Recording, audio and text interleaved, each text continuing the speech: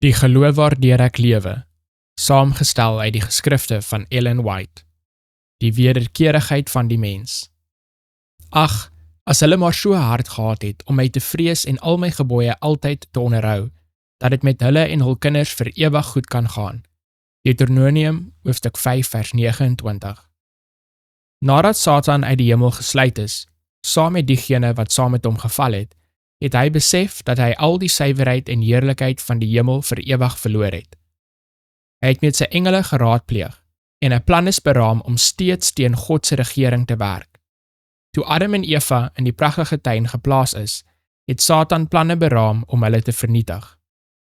Satan het sy werk met Eva begin om haar ongehoorsaam te maak.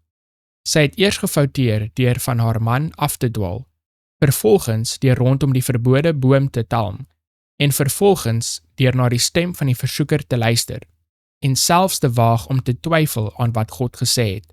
Die dag dat jy daarvan eet, sal jy sekerlik sterwe.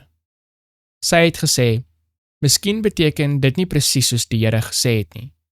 Sy het dit gewaag om ongehoorsaam te wees. Sy het haar hand uitgesteek, van die vrugte geneem en geëet.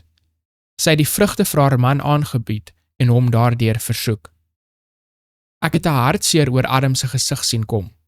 Hy het bang en verbaas gelyk. 'n Stryd het in sy gedagtes aan die gang gekom. Hy het gevoel dat sy vrou moes sterf. Hulle moes geskei word. Sy liefde vir Eva was sterk. En in uiterste moedeloosheid het hy besluit om haar lot te deel. Hy het die vrugte gegryp en dit vinnig geëet.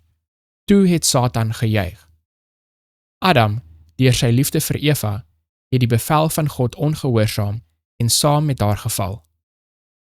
Ondanks Satan se sofistrie tot die teendeel, is dit altyd rampspoedig om God ongehoorsaam te wees. Ons moet ons harte daarop rig om te weet wat waarheid is. Al die lesse wat God in sy woord laat opteken het, is vir ons waarskuwing en onderrig. Hulle word gegee om ons van misleiding te red. Hul verwaarlosing sal lei tot ons eie ondergang.